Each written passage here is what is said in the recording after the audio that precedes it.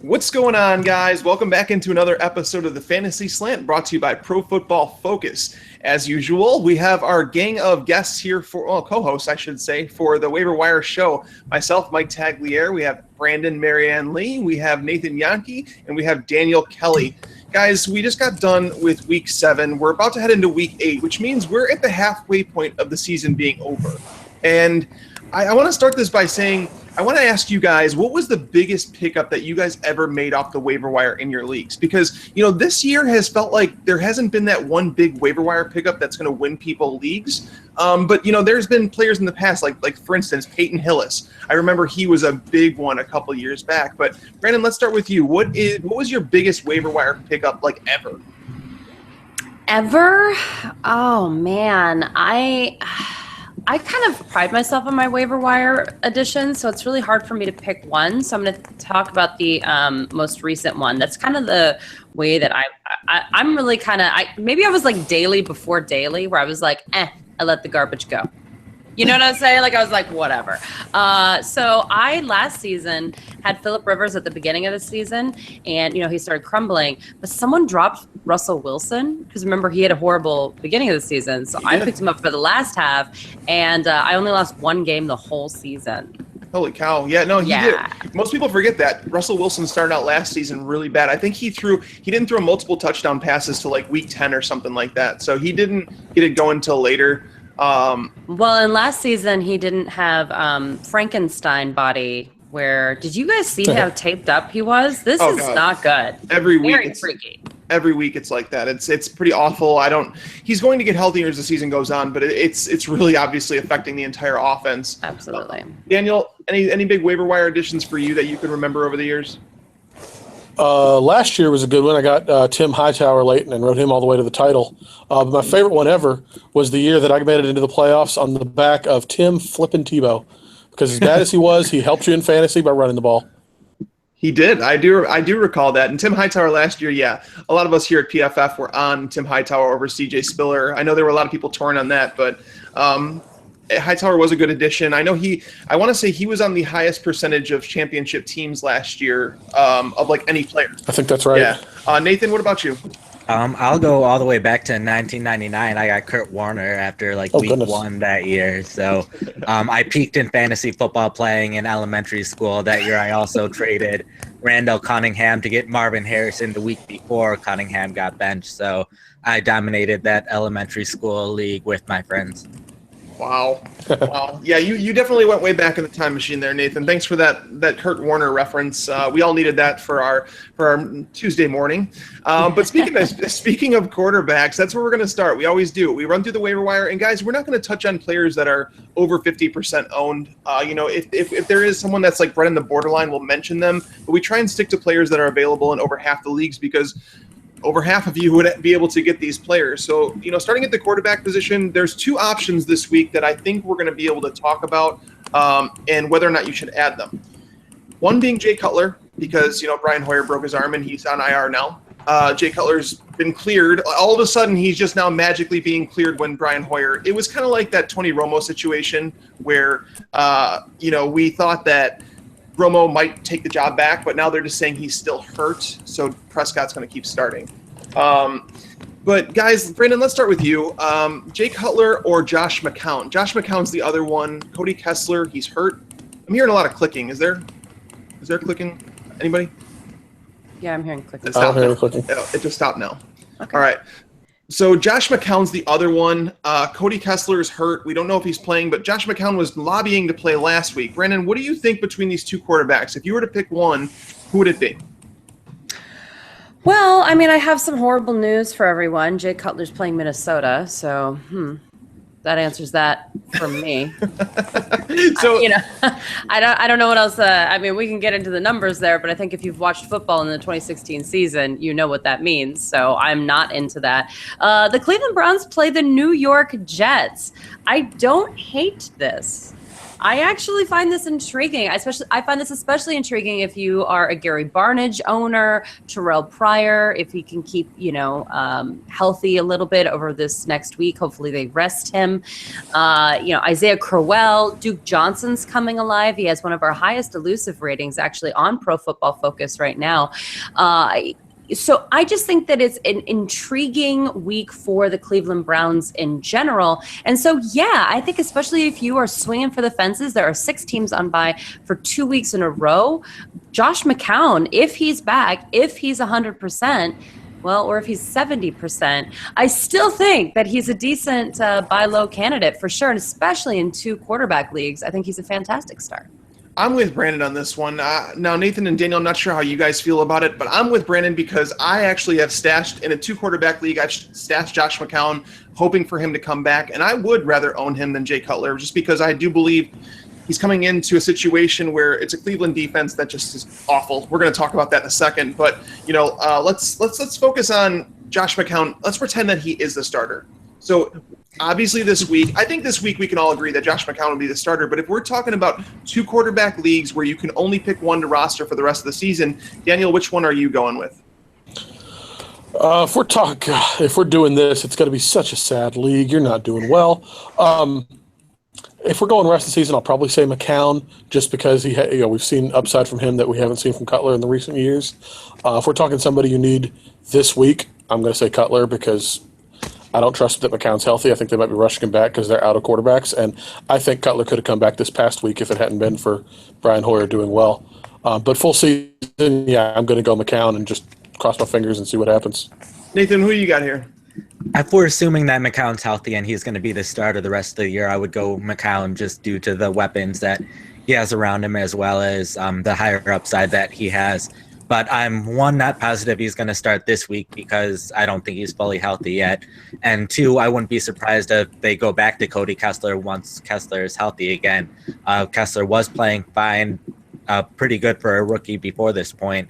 And right now the Browns are 0-7, so they're not doing anything this year. So might as well see what they can get out of this rookie quarterback to see if they need to draft one next year or not. So I'm more confident Cutler is actually going to play the rest of the year. And there is a chance Cutler could do better. He has a better offensive line in front of him than he had last year. He still has good weapons around him, so there's at least a chance Cutler can do well. Yeah, no, and that you make a good point there. With the Browns being 0-7 like they are, and Josh McCown just being the veteran, he was a guy that it was like a win now scenario. That's why I don't know why they didn't trade him. I didn't really quite understand it, but here we are. So those are the 2 that we're talking about that you could probably pick off of most waiver wires. Now the other quarterbacks we're going to talk about. These are quarterbacks that are streaming options. And guys, I don't know if you're going to agree with me, but I'm going out on a limb here, and I'm going to say that Ryan Fitzpatrick is a QB1 this week. And I know, hold on a second, before you guys ridicule me and tell me that I'm insane and all this other stuff, you guys realize how bad the Browns defense is. 15, okay, so if we go back to last year, a full 16-game slate, 16 games, 15 quarterbacks have thrown multiple touchdown passes. 9 of them have thrown 3 or more. The only quarterback who did not throw multiple touchdown passes against the Cleveland Browns, Blaine Gabbert in week 14 of last year. Brandon, are you with me, or are you just like, no, Mike, you're going to stand out there on your own? If this is a with you or against you scenario, I guess I'll go with you on this. Just like you said, the Cleveland Browns are rather disastrous. I think that I like some of the other choices that we're going to discuss here. I also really like Jameis Winston moving forward, and he is at 71% owned, which we said is kind of borderline, but people have been doing some funky things, so go and check on him as well. But yeah, absolutely. Things could be worse, I guess, although there's a lot of talk about getting Bryce Petty in there. So if he throws a couple interceptions, they're going to pull him fast. The fans are clamoring for Bryce Petty. It's a weird situation. Him complaining was really bizarre and unprofessional. And I know those are all narrative things and those aren't statistic things, but I think they do have something to do with someone who's thrown more interceptions than touchdowns in the season. So that's what I'm a little worried about, is a mid-game pull. Well, I think, yeah, well, that's the thing is, so you have to like the fact that this game is on the road. If it was in New York, I think Bulls would feel a little bit more pressured to bench him if he threw a pick or something like that. But the fact that it's on the road, I'm actually good with. I actually would prefer that this game. Brandon Marshall should have the game of his life. There's no reason to doubt him this week. But, Daniel, let's talk about the next option, and then we're gonna recap. We're gonna talk about all three of them. Which one you'd rather have? The next option is Alex Smith. He's at Indianapolis. Ever since Vontae Davis came back, it seems like they're a worse pass defense, which really makes no sense. But how do you feel about Alex Smith this week as a streamer? With him, it comes down to a lot of game theory. If I'm in a situation where I feel good about the rest of my roster, I have some strong receivers, strong running backs, and I just need someone to give me a solid 14, 15 points, I'm fine going Smith. If I'm in a situation where I'm an underdog and I need someone who's going to give me a lot of points and need to come from behind or pull off an upset, you can't go with Smith. He has minimal upside. He's had, 3 or 4 games of big numbers in his career. I saw a stat on Twitter the other day that said Drew Brees just had his 100th career 300-yard game. Alex Smith has had 4, something like that. He has such little upside that if you're in any kind of situation where you need a big performance to win, he's a waste. He's a roster drain for you.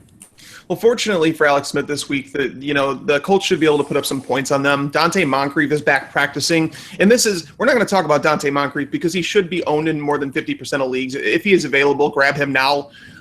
He's going to be a wide receiver 2, wide receiver 3 at worst going forward. But Alex Smith, I think game flow can help him here because the Colts should be able to score points at home. But Nathan, let's bring up the caboose here. I say caboose because after last night, the opinion's going to be a lot worse on Brock Osweiler after he plays Denver. We kind of knew that going in. I think he had, a 3.5 yards per attempt. It was awful. There's no other way to put it. But this week he is playing the Detroit Lions, who have been allowing a massive amount of fantasy points to the quarterback position. How would you feel about streaming Brock Osweiler in a tough situation? I would not feel good about it at all. I know he was playing Denver, who has an excellent defense, but they're going up against Detroit, and a big reason why Detroit's been allowing so many fantasy points to quarterbacks is they have really lacked a pass rush so far this year. So a lot of quarterbacks, they're just good when there's no pressure on them. So that's what they've been doing. But Brock Osweiler, even when there's no pressure on him, he's not doing well. So I don't see Osweiler magically getting better against Detroit compared to how he's done these past few weeks. And Detroit does have some good cornerbacks. So even though they've been allowing the points, I think it has more to do with the pass rush. So I wouldn't trust Osweiler unless he is your only option. No, that makes sense. And I think, so are we all in agreement here that Ryan Fitzpatrick is the best option, or would any of you go Alex Smith over Fitzpatrick? I would go Smith over Fitzpatrick. I think the Colts defense, they've consistently been allowing 2 touchdowns week after week after week. Smith's consistently been getting at least 200 yards. So it's, again, probably not the highest upside move, but I at least trust Smith to put up some points this week. Smith's the only one that I think will definitely make it through the game. No, I'm dead serious. So, all of these quarterbacks are under an immense amount of pressure right now, and I feel like he's the only one that will start from beginning to finish, and that means something to me as a fantasy owner when there's 6 teams on bye. A lot of people are going to be struggling. I just need points. I need a high floor to just get through 2 weeks of football, and to me, that's Alex Smith. But am I thinking that he's going to get 28 points like he did in the first week? No, but I think he's going to get a solid 15. There you go. So Alex Smith, so I think the consensus here is that Alex Smith may be the safer play. I just think that Fitzpatrick offers a higher upside, although he does offer the ability of getting benched middle of the game. Moving on to the running back position, it's kind of a deep week here. It's kind of a mix of names, though. It's a lot of third down running backs, ones that we didn't really feel like they would be of significance. But we're going to start with the ones that actually can get significant work. And right at the top, let's talk about the Lions running backs. Dwayne Washington, it seemed like he was due back last week. He didn't. They gave him an extra week. Instead, they gave Zach Zenner the start. Zach Zenner, well, they actually gave Justin Forsett the start, but we're not going to talk about Justin Forsett. Let's talk about Dwayne Washington and Zach Zenner. Daniel, it looks like you're the highest on one of these two of all of us. So let's hear you talk about Washington and Zenner. Well, I will tell you that I think that if you think I'm the highest on them, I put my numbers in backward because I think 10 is the lowest. I would not touch these guys. So I'm definitely not the highest. We put in numbers. I was putting 1 as my favorite and 10 as my worst. So, no, I would have nothing to do with these guys. If you told me I could take top Detroit running back X, whoever it happens to be each week, I might go in on it. But how are you going to know between Zenner and Washington and even Forsett which one is going to produce on a given week? I can't imagine touching these guys if I have any sort of choice. I think as long as Dwayne Washington's out, I think Zenner's a fine flex play. I actually, every Sunday morning I recommend a cash game lineup, and in the flex spot I said play Zenner this week, and it panned out. With Dwayne Washington out, I thought Zenner was a fine high floor option in a good matchup. You have to pay attention to the matchup. This week is going to be a little rough on the road at Houston, but we'll touch on that. But one of the biggest names out there this week, and the one that I believe should be atop everyone's list, is Mike Gillislee. LaShawn McCoy, I'm not going to go on another rant like I did on our Sunday show about LaShawn McCoy and how he shouldn't have been on the field and how it was really idiotic of the Bills to put him out there. But let's talk about Mike Gillislee. And Brandon, let's start with you. Would you spend a lot of money on him? Because I have a feeling LaShawn McCoy is going to be out this week against New England. They play against Seattle the following week in Seattle. And then they have their bye week. I'm of the mind state that I believe that LaShawn McCoy is going to be held out through their bye week, and Mike Gillislee is going to be a starting running back for a couple weeks. Yeah, but I think we thought that last week. I think they had to have learned their lesson, though. They had to have learned, right? Well, I don't know if they did. When you listen to the press conference, they're very clear that they thought he looked good. And if you actually listen to the pregame, it seems like he was running around the field A-okay. Everyone thought he did look good. I don't think that was the problem. I would like to say that they're going to hold him out to the bye week as a LaShawn McCoy owner, but I'm not quite sure that's true. And then when they did finally take McCoy out because he re-hurt himself, they still didn't lean on Gillislee. And these are tough matchups. I'm not spending all my money on him. And not only that, but he was taken in a lot of leagues where he would even be viable to begin with because a lot of people didn't think McCoy was going to play until up to the very last second.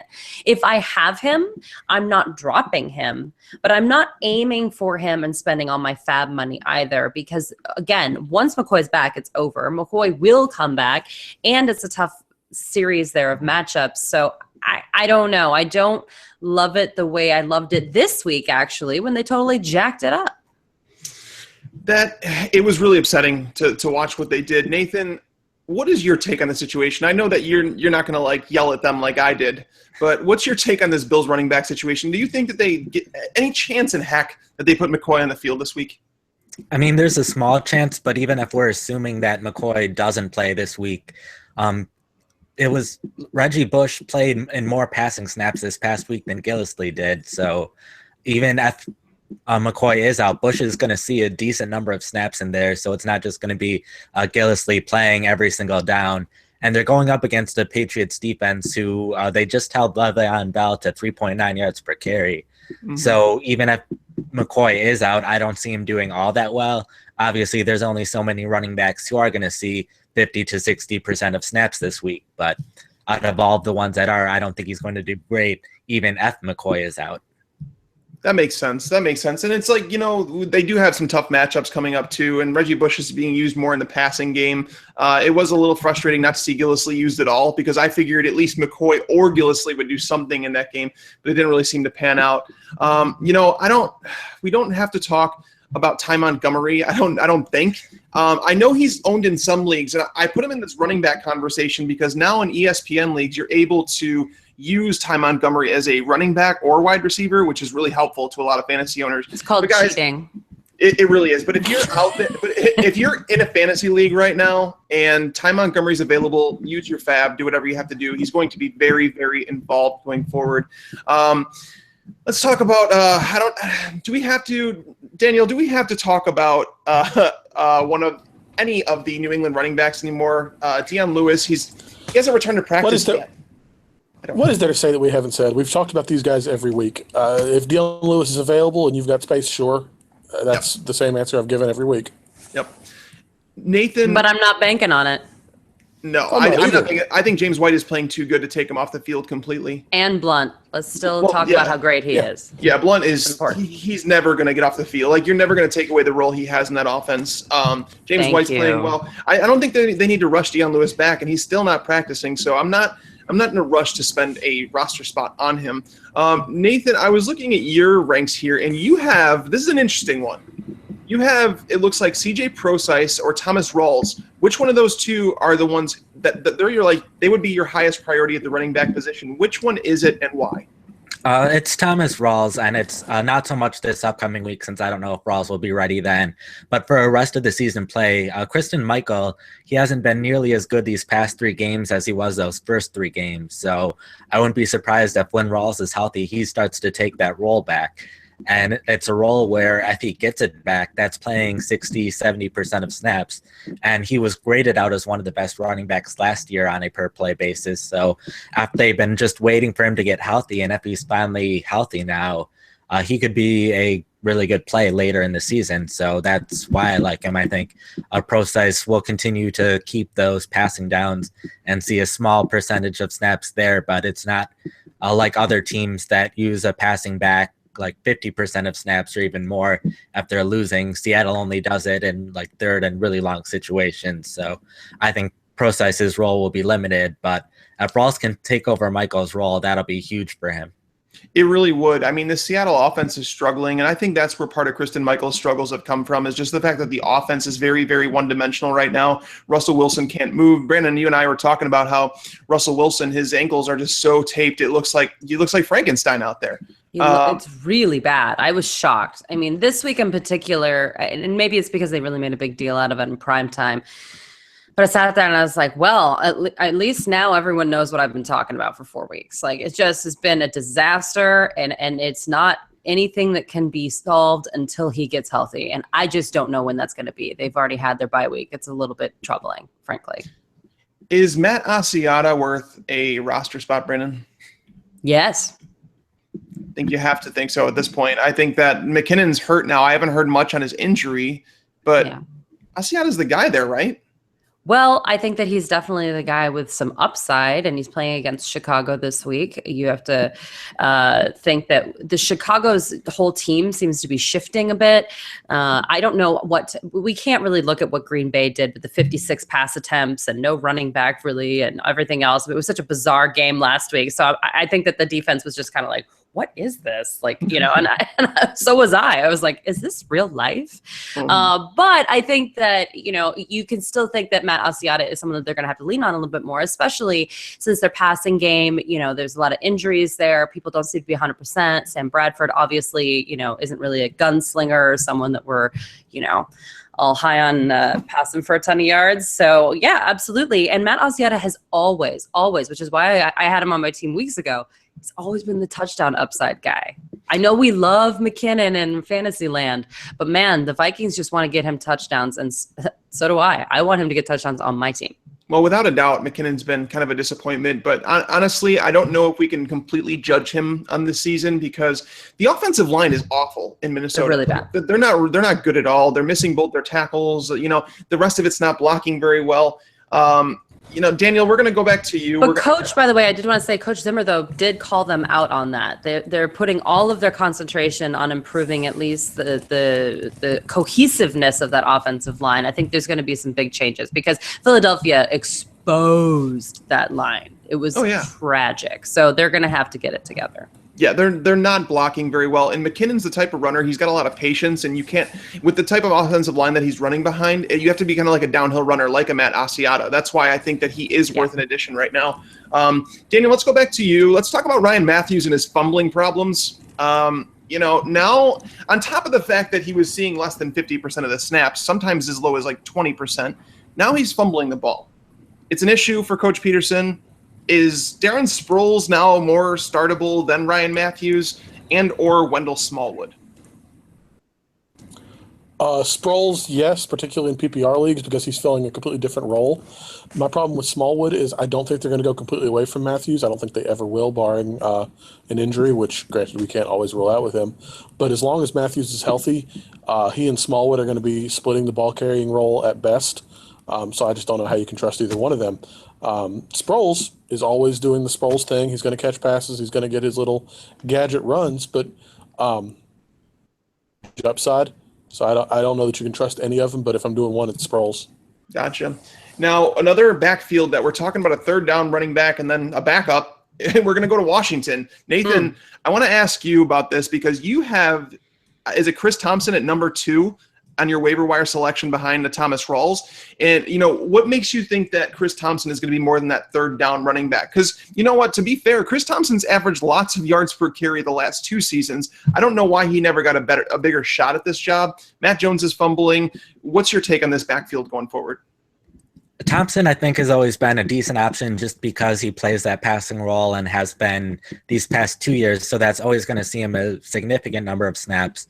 But it seems like his role has been even bigger recently, seeing more carries, more targets.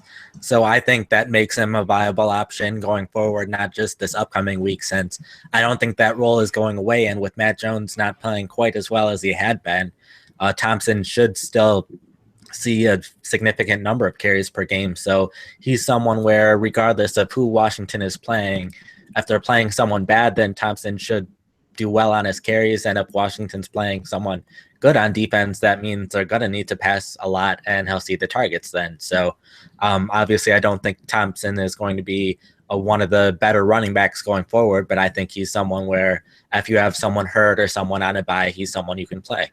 Yeah, and it's a tough bye week. So there's 6 teams on a bye this week. There's 6 teams on a bye next week. Do you think he's in flex consideration this week against Cincinnati? I think this week, yeah, with how many teams are on byes for sure. Gotcha. I did it last week, guys. Derrick Henry, his ownership dropped again. He's, I think, just 40% owned in Yahoo leagues right now. I'm owning him where I can, guys. I just don't understand how you stash guys like, Don Jackson or like a Chris Thompson or a Wendell Smallwood and then don't own Derrick Henry, who if DeMarco Murray if his body doesn't hold up, which by the way, he was never known as like the most healthy guy. If for some reason he can't handle this big workload, Derrick Henry would immediately go into the RB1 conversation behind that Tennessee offensive line. So that's just like my PSA there on Derrick Henry. I'm going to do it every week until he's over 50% owned because I don't get it. I really just don't. I think this is a hard sell, though, because people are in bye weeks with 6 teams on bye, and this guy has yet to get over 5 fantasy points.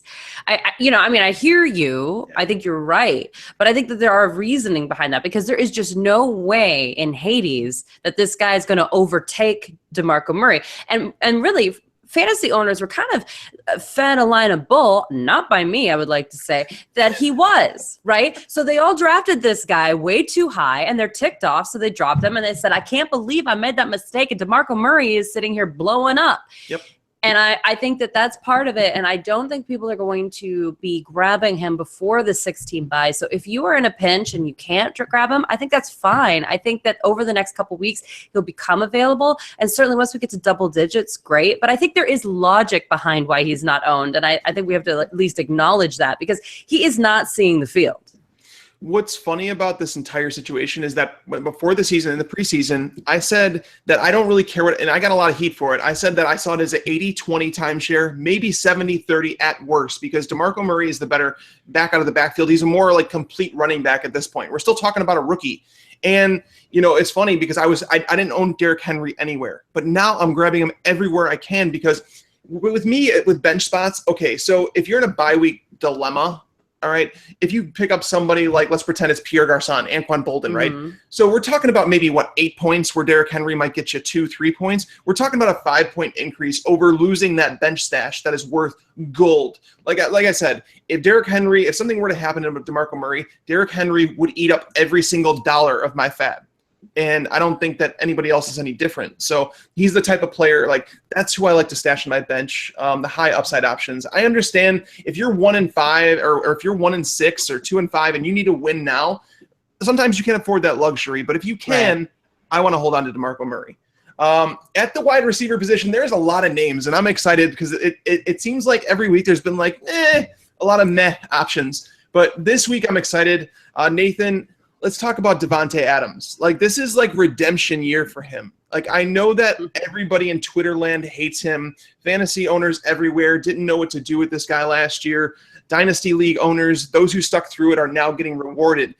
Is this the real Davante Adams, or is it somewhere in between this year and last year? I think it's closer to the real Adams. I don't think he'll see as many targets as he saw last week again in the near future, but I'm definitely more confident in him now than I was a week or so ago. Before I was worried since the Packers weren't playing him as much in favor of some of the other backup wide receivers. But now that Ty Montgomery is basically their running back, Jared Abbrederis went to injured reserve, so now it's just really Jeff Janis and Trevor Davis that could steal snaps from him. But the Packers, if they continue to go with the strategy we saw this past week, they're just fine not only not using a typical running back, but also not using a typical tight end a lot. There were 5 roster position wide receivers on the field plenty this past week. So no longer worried about Davante Adams snaps as much. And he looked really good this past week and has looked pretty good these past few weeks, so definitely better than he was last year. So definitely an intriguing ad, someone who might be disappointing some weeks, but could be really big other weeks. But it's really rare, though, to be honest. It's really rare to find a receiver who doesn't disappoint from week to week. You know what I mean? Like, there's only a few players who are like destined to succeed every single week. So to see Davante Adams with the ceiling he's got, Aaron Rodgers has been throwing the ball nearly 50 times a game, like over the last 3 games. You have to be excited about him, right? Now, Daniel, what's your take on Davante Adams? Is he a legit wide receiver 2, wide receiver 3 going forward? Definitely not a wide receiver 2 for me. He could be a fringe wide receiver 3. Jordy Nelson was covered by Tracy Porter on Thursday, and so Rodgers was limited on who he could look to. So he looked to Cobb and Adams, and they produced. Jordy Nelson's not going to be held down like that going forward. And if Jordy Nelson's producing again, Randall Cobb's not going anywhere. Ty Montgomery's going to get his. There's just, even in the Green Bay offense, there's not going to be enough to go around for Adams to be a huge contributor. If you're in a bind, I don't mind using him as the back end starter, but he's not going to be someone you can rely on. It's funny that you talked about that. So with Jordy Nelson, Tracy Porter, he's not really someone that I would run from necessarily. Now, what's crazy is I actually saw some next gen stats. They have these chips in the players' shoulder pads, and there was a stat that came from last week, and I believe the previous week too. Jordy Nelson, when targeted, there's always a defender within like a yard of him, whereas Randall Cobb and Davante Adams have been getting 2 or 3 yards separation. So I don't know if it has to do with number 1 corners, but at the same time, you have to take notice of this stuff in fantasy. Brandon, right? Like, we have to start looking at saying, okay, this guy's outproducing Jordy Nelson in a lot of weeks. So, I mean, at some point, do you say he is a legit option? Like, what does it take to convince you? So I always kind of take a contrarian approach to touchdowns. And I know that, everyone's like, you can't predict touchdowns, it's fake stats and what have you. But I believe that in the middle of the season, you get a sense of who is a red zone target. And I believe that I like to play guys that have touchdown upside, especially in that wide receiver 3 flex role. Davante Adams has 5 touchdowns on the season, which is second only to Mike Evans and Michael Crabtree. So, and that's with a bye week. Okay. I just think that you can't deny that he's involved in those packages. And that's something that's the upside I'm looking for at a guy I can still get off of waivers in week 8, for crying out loud. So yeah, absolutely. I understand that will not happen every week, but the fact that that's a possibility to me is very enticing for those middling kind of guys. It's the top guys that I don't care about their touchdowns. Then I care about targets, depth per target, what have you. I mean, that then I get a little more analytical as to who I like for that. But when it's these fringe guys, and I feel the same way about tight ends. I want touchdown upside. And to me, that puts Davante Adams as the number 1 waiver wire ad of the entire week. And it's not just because he had a big game last week. It's because he's had already, 3 other big games that were also completely ignored. And I understand they have a lot of targets, but again, I just think that upside is key. I do not think, though, that Aaron Rodgers is going to continue with 56 targets. I do think that Knile Davis will become more of a part of this, or 56 attempts, I'm sorry. And I do think that Knile Davis will become a part of this offense. He had less than a week to figure out anything on life. So I do think there will be a shift to a remotely normal offense. It was bizarre. That was freaky. But I do think that this guy always has a 14 to, 15, 16 point possibility just based on touchdowns. Oh yeah, he's a couple targets away from that. I mean, it's funny because most people don't know Davante Adams has seen 7 less targets than Jordy Nelson. He has 1 more catch, 29 more yards, and in the same amount of touchdowns. He has outproduced Jordy Nelson in both PPR and standard leagues to this point. And yeah, he had one big week, but at the same time, he may be the James Jones of this offense, guys. Like, and that is a good role to have. Davante Adams is playing better. He's been graded positively by PFF. I'm all worked up. We need a word from our sponsors. Number one. All right, guys. Now that we've cooled down a little bit on talking about Davante Adams, I think we're all excited now. Let's go to another exciting option. Daniel, I'm going to go back to you because I think you're excited with me on this player, Jamison Crowder. I don't know how he's owned in just 35% of Yahoo leagues. I really just don't get it. Jamison Crowder, I understand the targets went down the past couple weeks, but with Jordan Reed out, Josh Doxson on IR, Deshaun Jackson is fading, and we're not really worried about Pierre Garçon. Tell me why you like Jamison Crowder. Well, a lot of things you just said. The other options in Washington are running backs we can no longer trust, a tight end who we have no idea if or when he's going to play again, Pierre Garçon, who hasn't been a fantasy relevant option in a year and a half at least, Deshaun Jackson, who you never know when he's going to be out for 6 weeks, and Josh Doxson's on IR. So Jamison Crowder, what he lacks in reliability in and of himself, he more than makes up for in lack of reliability around him. And if he's going to be on the field week in, week out, and the only option we know in that offense that will be, he's got to be owned because you never know who else is going to be gone around him and how big his role might get. Yeah, no, it's going to be interesting this week, too. I think Jamison Crowder is a fantastic play again this week against the Bengals. They're going to be traveling to Cincinnati. And Cincinnati, if you know anything about them, they have good perimeter corners, and Adam Jones and Drake Kirkpatrick. Marquise Denard is not exactly someone that I'm worried about. So Jamison Crowder, a wide receiver 3 once again this week. Nathan, someone that's going to reemerge on this wide receiver 3 conversation really, really soon. He's hit a lot of waiver wires. He's coming back soon. That's Corey Coleman. How do you feel about Corey Coleman? Is he somebody that you would add over Jamison Crowder? He's someone where if I need a wide receiver right now, I'm going with Crowder just because of all the injuries that have happened in Washington and what you've said, but more going forward the rest of the season, if you want someone who can possibly help you produce closer to the playoffs, I think Corey Coleman definitely has that high upside. When he was playing early in this season, he was playing roughly 90% of snaps, which is high for a wide receiver and higher than most of the guys we're going to talk about today. And I think he's more talented than a lot of the players we saw too. Obviously, the one big concern is who will end up being the quarterback for Cleveland by that time. But as long as they don't have too many more injuries at quarterback, I think Corey Coleman has probably the highest upside of a lot of these guys we're talking about. I would agree. I mean, Terrell Pryor, he's a guy that, we knew he didn't have a great quarterback situation. He's made the most of it. He's been a wide receiver too, kind of off and on. Corey Coleman, what we have seen out of him is that he's a dynamic playmaker. A lot of people have compared him to Steve Smith.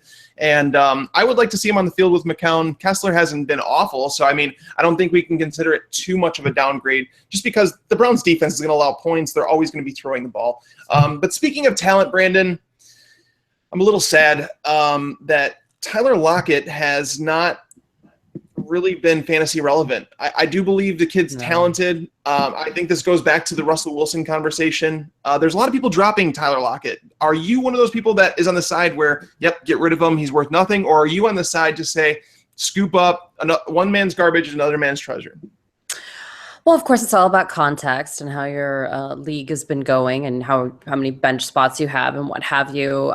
Do I think that he's a reliable starter? No, but I didn't think he was a reliable starter in the preseason either. This is not the kind of offense that supports 2 reliable starting wide receivers. It just is not. It never will be, but it certainly cannot be that as long as there are ankles being broken and what have you. I mean, it may not be broken, but man, it looks like it. So I just think that, I'm okay with you having to drop him if that's the kind of situation that you're in. And listen, it's week 7. You got to do some drastic moves here. I would pick up Anquan Bolden instead. I'd pick up Jamison Crowder instead. Brandon LaFell, the guy is right now one of their red zone targets because Tyler Eifert's still getting worked into the offense. And even when he is worked in, they're going to have more than one, right? Because man, it's been rough. So yeah, I mean, for me, those are all people that I would rather have for their upside than Lockett. Total boomer bust, completely dependent on the knee, the leg, the ankle of Russell Wilson, and we just do not know enough about there being any positive news about Russell Wilson's lower body for me to feel positive about Tyler Lockett. However, I mean, obviously the talent again, and that's why fantasy football it's not for the faint of heart, because it's not just about the talent. And a lot of people fall in love with players because of their skill set. And oh my goodness, they're so fast, they're so tall, they're so this. I'm telling you, I've never heard people just like rail into like how wonderful people are based off these attributes, except in fantasy. But man, I want points. I need points. It is week 8. I can't. I think this week, the reason I wanted to bring him up because I think this week he's good for a spot start. I think another thing that hurts him is the emergence of Jimmy Graham again, because Jimmy Graham is stealing a lot of targets. He's, a lock and load. Like he's the number 1 tight end. And like he's in the conversation like for number 2 tight end overall in fantasy. Since Jordan Reed should not come back. Yeah, I don't think that he should either. It's a really bad situation with him. Sad. I don't see any ending in sight of that. I don't know if IR is a definite possibility for him. But Nathan, actually, not Nathan. We're going to go actually to Daniel because you are high on Brandon LaFell. He was the next player I wanted to talk about. And Brandon LaFell, he's been putting up numbers lately. It's kind of like the whole Devontae Adams thing. Like how many times does he have to put up numbers for us to take notice of him, right? Pretty much. My high ranking on LaFell right now is predicated on Josh Norman playing this week, which is no sure thing at all. They say if he hadn't been cleared from the concussion protocol by Thursday, he's not going to London, in which case he won't play. But if he goes, he's going to be on A.J. Green, and even if he's not going to shut Green down all the way, he's going to be an influence on Green. Beyond that, the Bengals are going to have to look somewhere else. Eifert, he's back in, so his workload will probably go up this week, but that's going to be LaFell more than anything else. Yeah. LaFell has been strong lately, and I think if Norman plays, I would bank on LaFell scoring a touchdown this week. If Norman doesn't, I would change. I would change my mind a lot, but assuming Josh Norman's on the field, I think LaFell is as sure thing for a touchdown as you're going to find on the waiver wire. Well, Bashaud Breeland has been playing pretty well ever since week 1, where he got demolished by Antonio Brown, and what cornerback doesn't in the NFL, right? So I worry about that. I think this could be the week where Tyler Boyd maybe sees his first touchdown. And I didn't even realize that this was the London game, so that's good to know that we're going to know if Josh Norman is playing extremely soon. Like within a couple days, we're going to find that out. Another name that's kind of popped back up on fantasy radars, and I don't know if I'm excited about it. Nathan, Marquise Lee, he was a high draft pick. He was drafted before Allen Robinson, and now he's slowly starting to eke his way into this offense. And I think it might be at the expense of Allen Hurns. I don't really know. I don't know if we could trust any fantasy option with Blake Bortles throwing him the ball. What's your take on Marquise Lee? I think he's someone where there's a lot of the guys we've talked about, and I'd go for them first, but if all of those guys are taken and you need a wide receiver and he's available, I'd definitely consider him just because he's been consistently seeing the targets. He's been getting 6 to 7 targets each game. Some of these guys we're talking about, sometimes they see 10 targets, sometimes they see 2, where Lee's been that more just consistent option that he's getting thrown to. And he's been putting up decent enough numbers with Bortles throwing him the ball. So if Bortles starts playing better and Lee continues to see these targets, he's going to put up decent enough numbers to help you survive if you're in a crunch in a bye week. Nathan, totally a football question. This has nothing to do with waiver wires, but I want to ask you while I have you on the show here, because I respect your opinion and you watch a lot of football, right? You do watch a lot of football. Yeah. Blake Bortles, how long do the Jaguars allow this to continue? Like what he's doing out there. And we all know, like fantasy owners. Well, how long are they going to let Allen Robinson play? That's my question. Allen Robinson's talented, first off. Well, he's blowing it a ton of times. I don't know. Okay, that was my freak out. Brandon's Sorry, ranting. I'm over it. I think Allen Robinson's a buy in dynasty, but Blake Bortles, how long do they let this go on? I think they let it go on for a while now, since Bortles, even though he looked really bad against Oakland, the week before he looked pretty good against the Bears. He's looked good against Green Bay earlier in the season. So while there's some quarterbacks who are bad and they're just consistently bad, Bortles has shown that he can do well in some situations. So I think, especially considering he was the 3rd overall draft pick, they continue to let him grow even more than they have since. He looked good last year for the most part, too. He looked like an average starting NFL quarterback, and there's only so many of those in the league, and there are definitely quarterbacks who have looked worse than Bortles this year.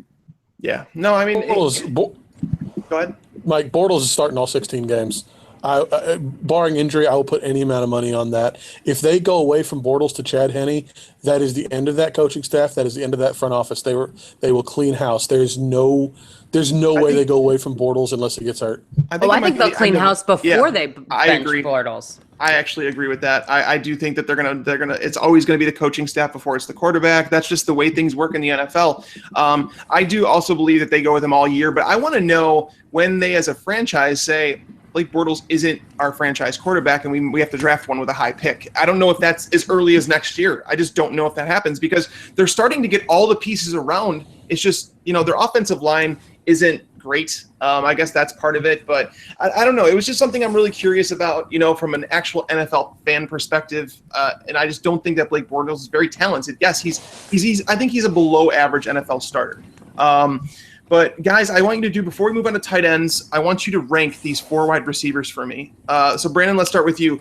Davante Adams, Jamison Crowder, Corey Coleman, and Brandon LaFell. I would go Adams, Crowder, LaFell, Corey Coleman. All right, Daniel, how about you? Coleman, LaFell, Adams, Crowder. And Nathan? Coleman, Adams, Crowder, LaFell. I have mine. I have it as Coleman, Crowder, Adams, and then LaFell. You guys aren't nervous about his setback with his hand? I don't. Now they're talking about him not coming back till week 10. I mean, hey, I'm into it. I just was wondering for our listeners. I just think if we're doing this, we're looking for upside, and I think he has the most upside. If we're talking somebody have to start anytime soon, it's a whole different story. But I'm thinking about this about somebody that, down the stretch can actually make an influence, and I think he's the only one who could actually be a guaranteed week-to-week starter once he's healthy. Yeah. But do you think they're going to hold him out longer because they haven't even won a game yet? Like, why risk their round 1 pick if who's having setbacks? That's my thing. I just wanted to put that out there for people. No, that makes plenty of sense. And honestly, like me, I said Crowder over Adams. I'd go Adams over Crowder. Just sitting here thinking about it. And yeah, I mean, so here's the thing. I'm talking about Coleman, and like, if you have a bench that you're able to stash him on, I think he's got the highest upside of this group. I just think that he's a difference maker in fantasy football. Whereas Crowder, he's a role fill. LaFell, he's another role fill. Davante Adams could be more. So I think Davante Adams may have been too low on my list. But that's why we talk through these things and people kind of get an insight as to, who we'd go with. Nathan, what's the order of the players for you? We went over that already. He just did it, yeah. Coleman, You said yours? I didn't even. That's what made me ask, because everyone had Coleman first, and I just was wondering. That's right. Because I put him at the end because I'm worried about him coming back. So that was why I asked. But I was just intrigued. It's good to hear because I've had him on IR when I've had an IR spot, which once again, I always say this in every podcast. Talk to your commissioner right now, not later when you sound like a whiny baby for not winning, but you say, I want IR spots next year today. Oh yeah. Send that email. Especially with the rules of the NFL right now with the IR spots and how, they can come back after so many weeks. I think IR spots are necessary in fantasy leagues. I agree. Some people say it's strategy and the fact that if you want to hold on to a player, you got to hold on to him. But I don't know. I want to eliminate as much luck as possible. And, I want to be able to hold on to my players that I drafted. Guys, it's a week. It's a really weak at tight end. We have Jack Doyle and Vernon Davis as really the only 2 I wanted to talk about. Nathan, what's your take on Jack Doyle? Last week, I loved him. Obviously, part of it had to do with the fact that Dwayne Allen was out. But not only that, Philip Dorsett was out. Quan Bray's on IR. Dante Moncrief was out. There were so many options in this passing game that were out that I like Jack Doyle. But do you like him as much this week, or would you rather own Vernon Davis? I like Doyle as long as Dwayne Allen is out, as long as I'd be fine even if some of the Colts wide receivers came back healthy. But I think as long as Doyle's on the field, you should continue to see a decent number of targets. Once Allen's back, I think that'll really cut into how often he's on the field and therefore cut into his targets even more. But as long as he's on the field, he's going to see targets, plus he has that touchdown upside. Like, he won't score a touchdown every week, but he's been scoring pretty consistently recently. So I'd take Doyle. I needed one for not only this week, but for a couple weeks. All right. Now, Daniel, I want to go to you and ask you that same question. I want to know, if you had to pick one for the rest of the season, which one would you grab? I could go on a whole tangent here, but I'll just say what Nathan said I agree with. we don't know how long Doyle's going to have the job to himself. We don't know how long Davis is going to have the job to himself. Doyle is the answer. All right. So now, Brandon, I'm interested in your take because we were just talking about how Jordan Reed, we just don't know if he's ever going to come back. Whereas Dwayne Allen's going to, he's got an ankle injury, but he'll be back maybe 2 weeks. Typically ankle injuries last 2 to 3 weeks. Which one would you rather own? Yeah, for that, I would rather own Vernon Davis. And the only other name I do want to bring up is CJ Fedorowicz. And I know that he stunk this week, but they played Denver. And I think that he does have the role there moving forward. And I think that he's actually a good play. And I think that this offense is going to try to shift to some smaller passes to get Brock Osweiler's confidence up. I think there's going to be a big shift this week, actually, to CJ Fedorowicz. So to me, based on the role moving forward, Vernon Davis and CJ Fedorowicz, if I have space. But if I need to play today, it's Jack Doyle. So to me, they're just very different concepts. But but listen, Jack Doyle's had big games with, Allen on the field. So it's not like this is the end of the world for Jack Doyle. But for me personally, I have a difficult time believing that after 6 concussions since 2011, that Jordan Reed is going to magically appear next week. And CJ Fedorowicz does have the job. And I see that offense changing drastically. They have to make a move to change what they're doing, because it's just not working. And I think Fedorowicz will be a big part of that. That's a good call on Fedorowicz. I like it. He's actually seen 6 or more targets in each of the last game. He's caught 4 or more passes in each of the last 4 games. He's caught a couple touchdowns in that time span. So he plays the Lions this week, and the Lions, we know they're not they're not good against the tight end at all. They're one of the worst teams in the NFL, actually. So I think you could do worse than CJ Fedorowicz this week. And honestly, I don't know. I might even take him over Vernon Davis this week. I'm gonna do a little bit more research on that, but I love the call by Brandon there. That's going to wrap up this week's Waiver Wire show, guys. We thank you, as always, for tuning in. Make sure to follow all of us on Twitter. You guys want to go ahead and give your Twitter handles for me? Brandon, go ahead. Oh, at Brandon, her FFB. And then we have Daniel. At Daniel T. Kelley, and that's Kelly with an EY, just like Rob. Perfect. And then Nathan. PFF_Nate Jahnke. That's PFF_NATEJAHNKE. And myself at Mike Tagliere NFL. Guys, if you have any questions on what we talked about today, make sure to hit us up on Twitter. We always try and get back to you guys as soon as we can. But thank you, as always, for tuning in. Until next time, lights out.